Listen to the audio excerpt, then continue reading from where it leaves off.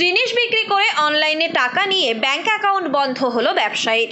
সাবধান না হলে নতুন ধরনের এই ঘটনা ঘটতে পারে আপনার সঙ্গেও। বন্ধ হতে পারে ব্যাংক অ্যাকাউন্টও।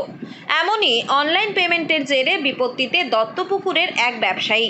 জানা গিয়েছে, পেশায় সার ব্যবসায়ী আজারউদ্দিন।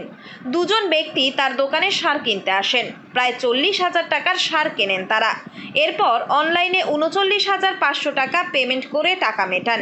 এরপরই ওই ব্যবসায়ী লক্ষ্য করেন তার অ্যাকাউন্টে লেনদেন বন্ধ করে দেওয়া হয়েছে ব্যাংকের তরফে। দুটো লোক এসে বলছে সার লাগবে। হ্যাঁ ঠিক আছে, সার দিয়েছি। দেওয়ার পরে আমাকে অনলাইনে পেমেন্ট করেছে, তার প্রমাণও আমার কাছে রয়েছে।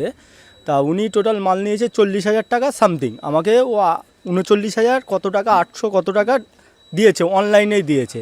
তা আমাকে সকালবেলা অনলাইনে দেওয়ার পরে আমি 9 তারিখে দেখছি আমার বই সিজ করেছে। কি না, ওই যে আমাকে দিয়েছে একটা লোকের নামে এটা আছে, ঠিক আছে, সে আমার নামে কমপ্লেন করেছে। তার নাকি আমি ফ্রড করে পয়সা নিয়েছি। সে আমাকে অনলাইনে দিয়েছে, তার প্রমাণও আমার কাছে রয়েছে।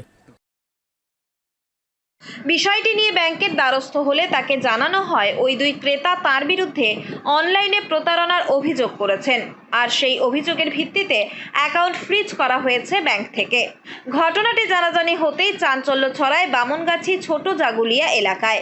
ভুক্তভোগী সার ব্যবসায়ী আজারউদ্দিন জানিয়েছেন, হ্যাঁ, আমি ব্যাংকে গেছিলাম। ব্যাংকে গিয়ে বললাম যে এই ব্যাপার।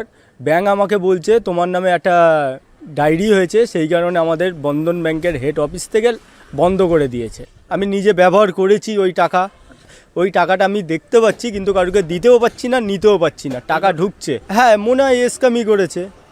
হ্যাঁ, দত্তপুকুর থানায় একটা লিখিত অভিযোগ করছি। তারপর আমার কাছে অনলাইন আছে। বাবা আমাকে ডাকলো, ডেকে আমি পেমেন্টটা নিলাম। আমি পেমেন্ট ঢোকার পরেই তারপরে বাবা মালটা ছাড়লো।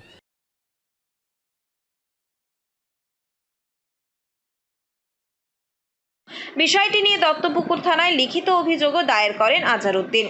পুলিশ অভিযোগের ভিত্তিতে তদন্ত শুরু করেছে এবং খতিয়ে দেখছে কিভাবে এমন ঘটনা ঘটল।